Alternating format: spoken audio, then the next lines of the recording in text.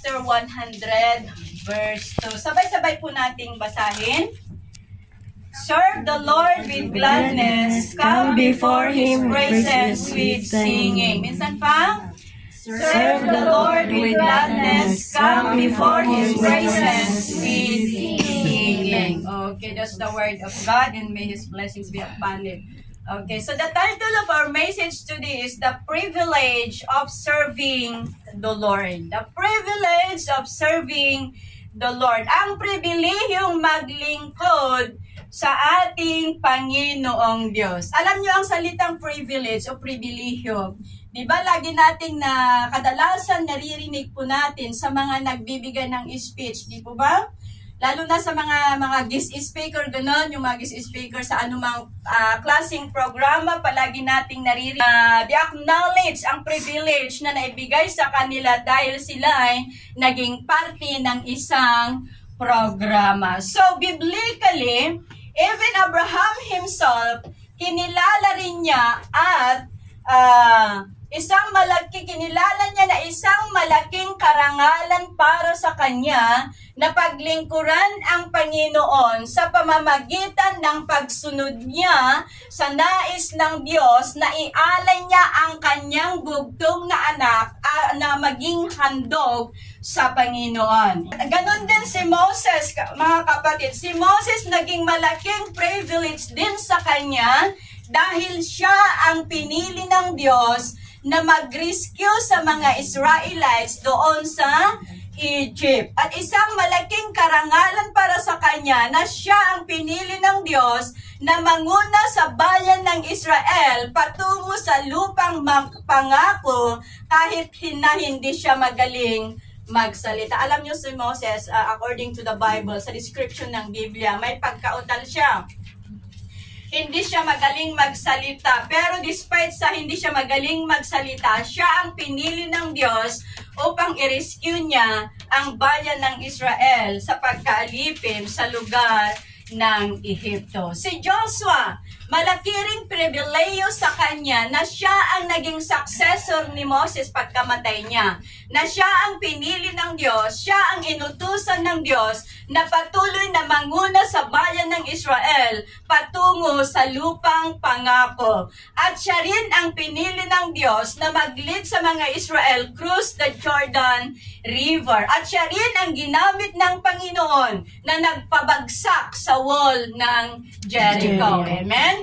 Si Gideon, isa ring pribileyo sa kanya na siya ang pinili ng Diyos na siya ang inutusan ng Diyos na lumaban sa Amalekites at sa mga Midianites. Sa kabila na sabi ni Gideon, ako ang pinakamahina sa angkan namin. Pero hindi yun naging hadlang na pinili siya ng Diyos na siya ang manguna sa mga tao upang labanan ang Amalekites at Midianites. Si David, mga kapatid, malaking pribileyo siya sa kanya na siya ay naging hari ng Israel. He was anointed by God, and God called him a man after His own heart. Dahil sa sobrang lapit ni David sa ating Panginoong Diyos. At isa pa si Solomon. Si King Solomon, isang pribileyo rin sa kanya na siya ang pinili at itinakda ng Diyos na mag-build ng templo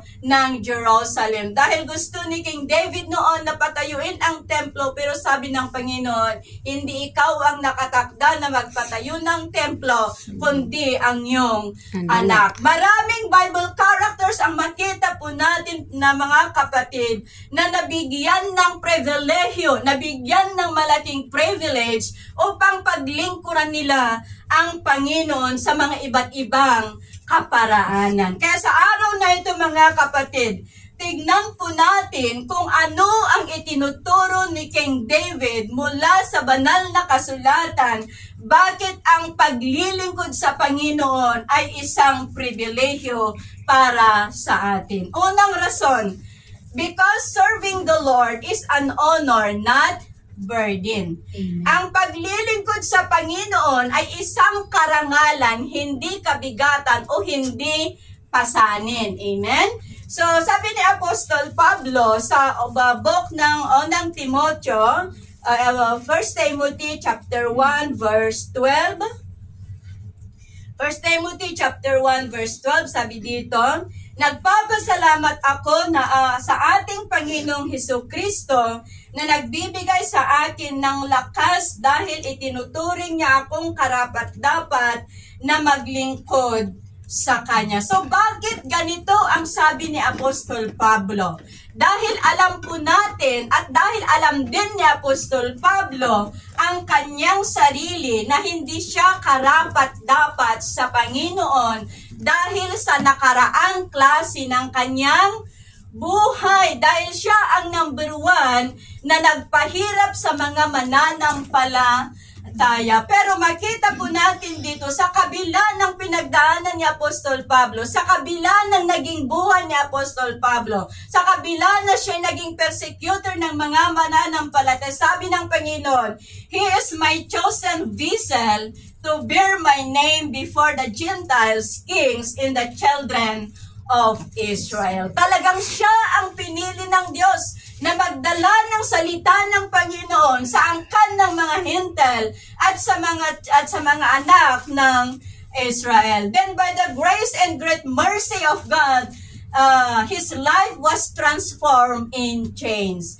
Dahil sa biyaya ng Panginoon, mga kapatid, na bago ang buhay ni Apostol Pablo. Amen? Mula sa naging from persecutor to naging apostle. Amen. Sa una, naging persecutor siya, pero pag nung pinili siya ng Diyos, siya ay naging apostle. And it is privilege, it is a great privilege to Apostle Paul na siya ay pinili ng Panginoon na maging missionary saan man siya dalhin ng Panginoon despite of his past life.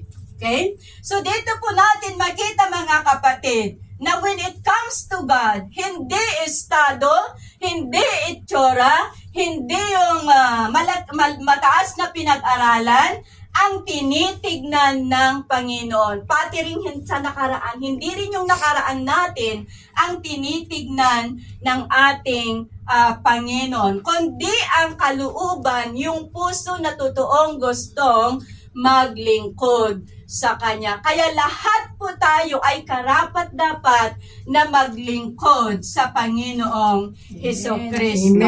Yung totoong yung mga puso na gustong maglingkod, because service is not something we deserve. It is a gift, not just duty. So ang paglilingkod natin sa Panginoon ay hindi yung duty na parang hobby, ganun. But it is a gift na tayo ay kabilang sa pinagpala na maglingkod sa ating Panginoong Diyos. So, ibig sabihin that we are all blessed. Pinagpala tayo ng Panginoon dahil isa tayo sa tinawag ng Panginoon na maglingkod sa Kanya. Amen? Amen. Not everyone is called to serve. Amen. Kaya mapalad po tayo dahil nandito tayo ngayon to serve our living God. At ito'y malaking karangalan, malaking pribileyo para sa atin that we are worthy to serve God despite of who we are. Amen? Amen. It is a great privilege for us to participate in His work sa mundong ito. Amen? So, kaya we must treasure it, ang pribileyo na ipinagkaloob ng Panginoon sa atin. Amen? So, in application this to us, mga kapatid, anuman ang naipagkaloob sa atin, anuman ang naipagkatiwala sa atin, pahalagahan po natin at gamitin upang mapaglingkuran natin ang Diyos sa totoo at katotohanan. Amen? Amen. Mapaglingkuran natin ang Diyos mula sa ating mga puso at siya lang ang maitaas sa buhay ng bawat isa. Amen. Amen. So, wag po nating isipin na ang pagiging Kristiyano po natin ay pabigat. Amen? Amen. Dahil alam niyo, may mga may mga ayaw mag-Kristiyano. Bakit? Ang daming responsibilidad ng isang Kristiyano kasi dapat gawin ng isang Kristiyano. Pero isipin po natin na ang paglilingkod natin ay isang karangalan, isang pribileyo, hindi po pabigat o hindi po kabigatan. But the more we obey God, the more we experience the goodness and faithfulness of God. So the more we serve God, the more na nakikita natin kung gaano kadakila ang ating Panginoong Diyos. Amen? The more we serve God, the more na nakikita natin kung sino talaga ang Diyos na pinaglilingkuran natin. So mga kapatid, let's continue to serve God, honor Him for what we can and what we have with a joyful heart and sincerity. Amen? So, pangalawang rason bakit isang pribilehiyo ang maglingkod sa Panginoong Diyos, because serving the Lord brings joy. Amen? Serving the Lord brings joy. Ito ay nagbibigay ng kagalakan, nagdudulot ng kagalakan sa atin pong mga puso. So, in Psalms chapter 84 verse 10, in Psalms chapter 84 verse 10, a single day in your courts is better than 1,000 anywhere else. I would rather be a gatekeeper in the house of my God than live the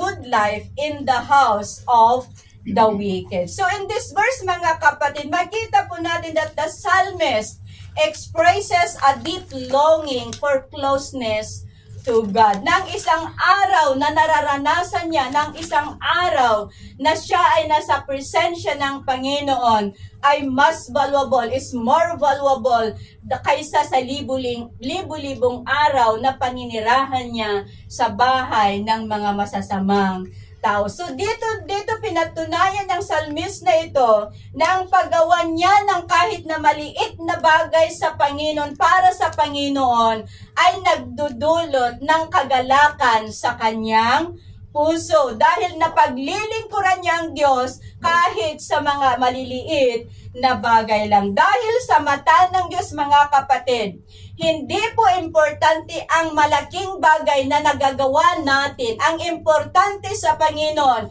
kahit maliit ang isang bagay na nagawa po natin, basta ginawa po natin para sa kanyang kalwalatian, ginawa po natin para sa kanyang karangalan, at ginawa po natin para sa kanyang kapurihan, ito ay precious sa kanyang puso. Amen? Kaya pag po nating hanapin yung malaking gawin natin para ma-impress lang ang iba natin kasama, but all the things we do, ay gawin po natin na lahat po ng mga gagawin po natin, ay gawin po natin upang maparangalan ang Panginoong Hesukristo. Amen? Sa mata ng tao, maaring ang pagiging gatekeeper, maaring ang pagiging cleaner, maaring ang pagiging sweeper sa loob ng simbahan ay mababang klase ng trabaho. But in the eyes of God, it was so precious. Amen? Malaki, sobrang mahalaga sa mata ng Panginoon. As long as we did to glorify His name. Amen? So, bakit kaya sabi ng psalmist na ito na mas gustuhin niyang manirahan, ay maging gatekeeper kaysa manirahan to have a luxurious life. So, dahil doon niya nararanasan at doon niya nararamdaman ang totoong kagalakan. Ang pagiging gatekeeper niya ay doon niya nararanasan ang totoong kagalakan na nagmumula sa Panginoon. Dahil alam po natin na ang totoong kagalakan ay sa Diyos lang po natin matagpuan. Amen? Ang totoong kagalakan ay sa Diyos lang po natin matagpuan. Hindi po natin matagpuan sa kung saan-saan. Hindi po natin matagpuan sa park. Hindi po natin matagpuan sa beach. Hindi po natin matagpuan sa mga malls. Pero ang totoong kagalakan ay matagpuan lang natin sa ating Panginoong Diyos. Amen? So another thing is, ang totoong kagalakan is found not in being served, but in serving God, in serving others, kahit sa maliliit na bagay. Amen? Kaya pwede tayong maglingkod kahit maliliit lang na bagay. Basta ang importante, what's matter is gawin po natin para sa ating Panginoon. Amen. So pangatlo, mga kapatid, serving the Lord has eternal reward. Kung bakit isang pribileyo ang maglingkod sa ating Panginoon? Because serving the Lord has eternal reward. So in 1 Corinthians chapter 15 verse 58, in 1 Corinthians chapter 15 verse 58, therefore, my beloved brethren, be steadfast, immovable, always abounding in the work of the Lord, knowing that your labor is not in vain. Praise the Lord. Alam ko na memoryado niyo yung verse na yun eh. Our work is not in vain. So, itong versikulo na ito ay isang panawagan ni Apostol Pablo sa iglesia ng Corinto. Okay? But, sila ay maging steadfast at ang panawagang ito ay hindi lang po sa iglesia ng Corinto, kundi ang panawagang ito ay para sa lahat ng iglesia ng Diyos. Hindi iglesia ni Kristo na building, ha? Ang iglesia ni Kristo na tinawag ng Diyos na maglingkod sa Kanya. Ito ay panawagan sa lahat ng iglesia ng Diyos, including us, because we are, a church of God. Okay? Tayo ang iglesia ng Diyos. Amen? So, ang panawagan ni Apostol Pablo, lahat po tayo dapat ay maging matatag sa atin pong paglilingkuran, and we must immovable. Hindi po tayo madaling matinag. Amen? Ang ating commitment sa ating Panginoon is not being swayed by the temptations in hardships. Na ang ating commitment na ating paglilingkuran sa Panginoon ay hindi madaling masway. Ano ba yung Tagalog ng masway? Yung masway? Maiangin. Maialon na, maindayon ko Ilocano. Yung mga pananampalataya po natin, sabi ni Apostol Pablo, maging manatili po tayo, maging matatag, immovable, unwavering, yung magkaroon tayo ng unwavering faith. Hindi basta-basta na ihahangin, hindi basta-basta natitinag. Dahil hindi po lingid sa atin na sa mundong ginagalawan natin, maraming temptations, maraming kabigatan, at maaring ang mga itong bagay na ito ay maging sanhi o maging dahilan upang ang ating pananampalataya ay manghina, di ba? Ang mga kahirapan sa buhay natin, ang mga problema sa buhay natin, kung hindi natin gwardiyan, kung hindi natin i-keep yung mga pananampalataya po natin, maging isang dahilan ang mga to upang tayo ay manghina sa ating pananampalataya. At pati lahat ng pangako ng Diyos baka hindi na natin paniwalaan. But our God is faithful and good. When we are tempted, sabi dito, He will show us a way out so that we can endure, di ba? Kaya kahit anong problema ang mayroon sa atin na pagtatagumpayan natin, di ba?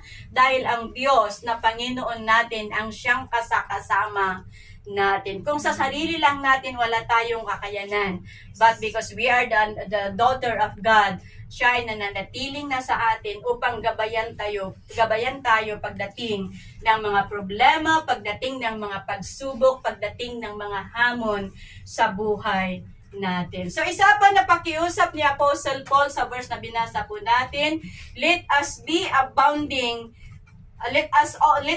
always abounding in the work of the Lord. So this encourages us for active participation in God's service. Amen? Amen. Nagamitin po natin, ulitin ko, kung anong meron tayo para sa Kanyang kaharian. Gamitin po natin kung ano yung kaya nating gawin para sa Kanyang kalwalhatian. Mag-involve po tayo sa mga church activities katulad sa evangelism, katulad sa mga Bible study. Kaya may mga schedule dito sa church na to, may mga schedule na nagawa sa bawat activity upang lahat po tayo ay ma-involve sa trabaho ng Panginoon. Amen? Upang hindi lang isa, dalawa ang nagtatrabaho. Lahat po tayo ay ma-involve sa trabaho ng Panginoon. Kaya ako'y lubos na nagpapasalamat sa mga nagluluto, sa mga nagtitimpla ng kape dahil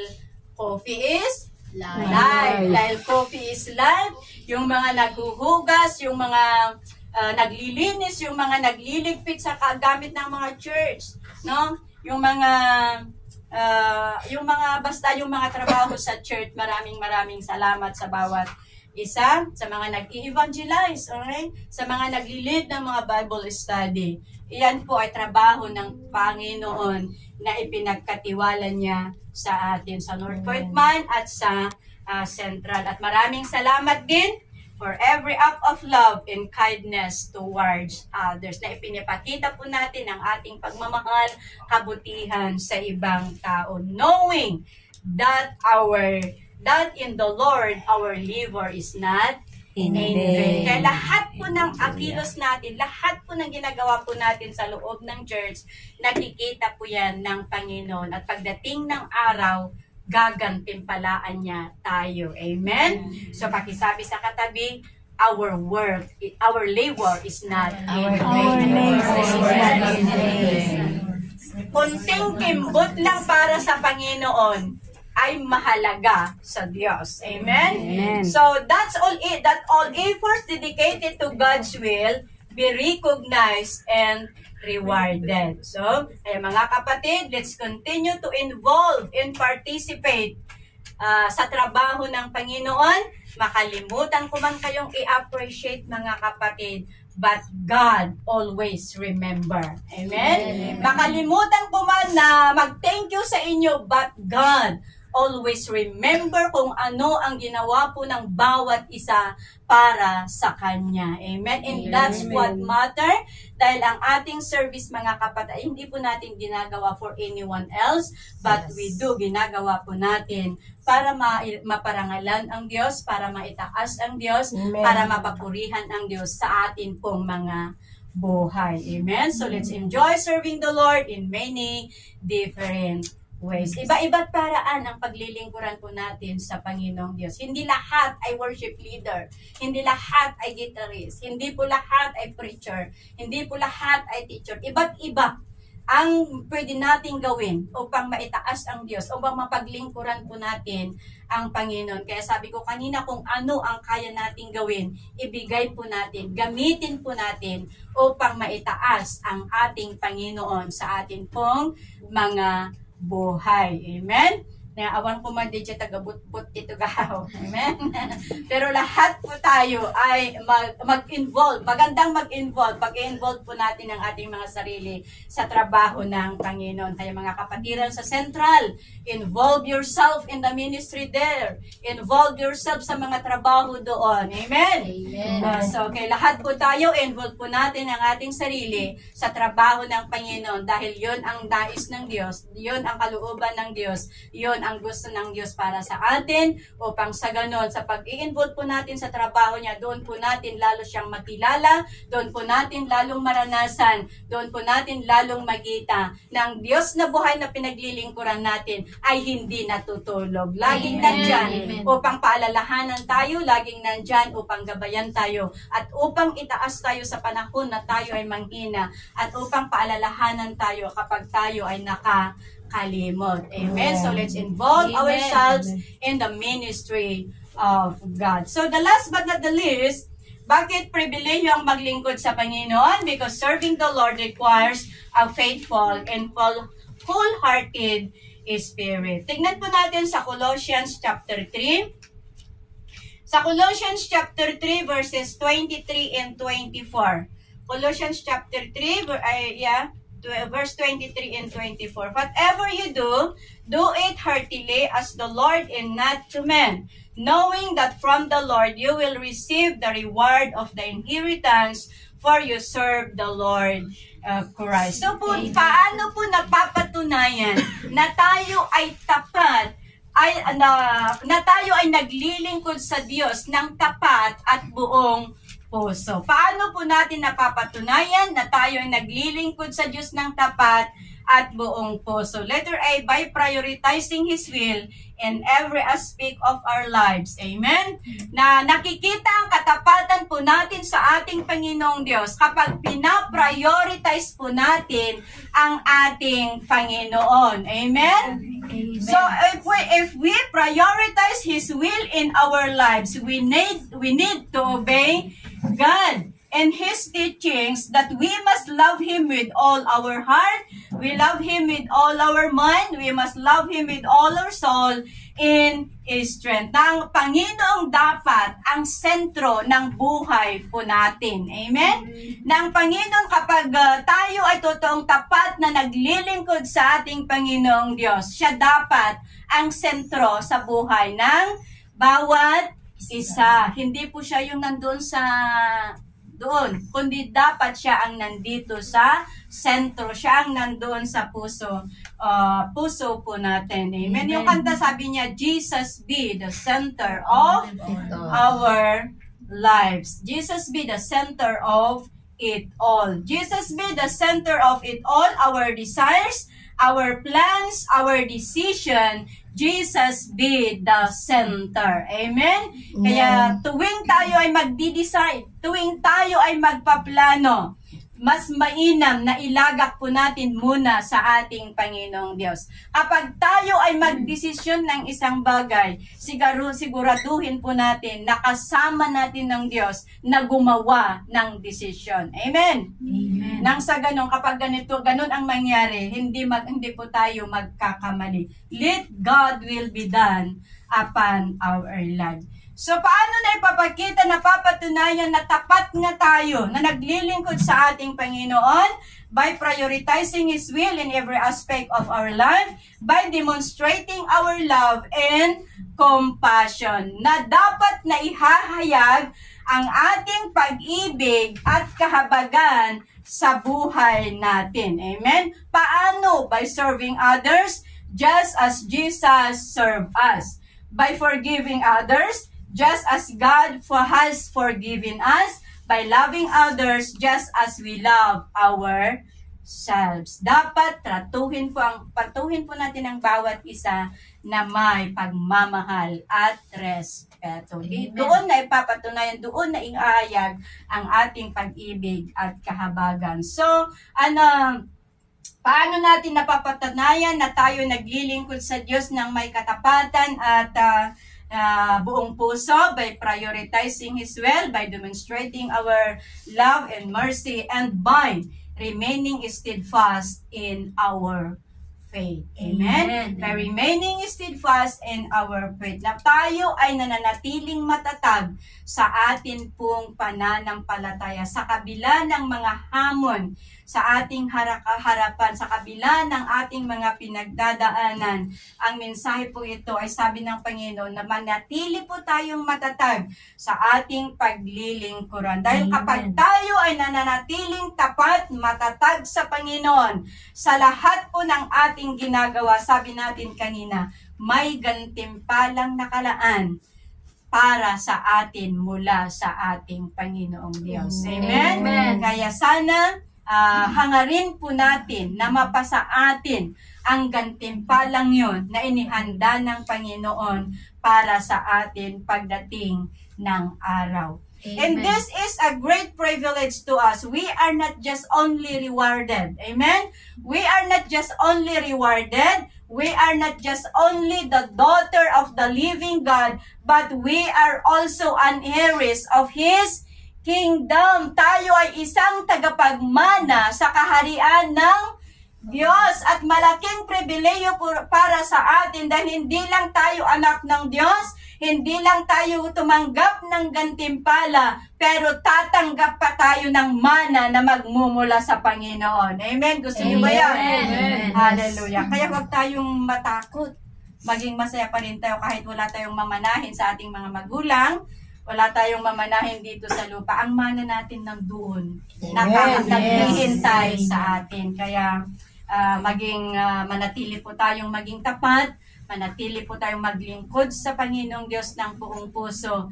Dahil isa tayo sa tapagmana ng Panginoong Hesukristo. Amen. Amen. Pag-isabi sa katabi, tagapagmana tayo sa kaharian. Tagapagmana tayo.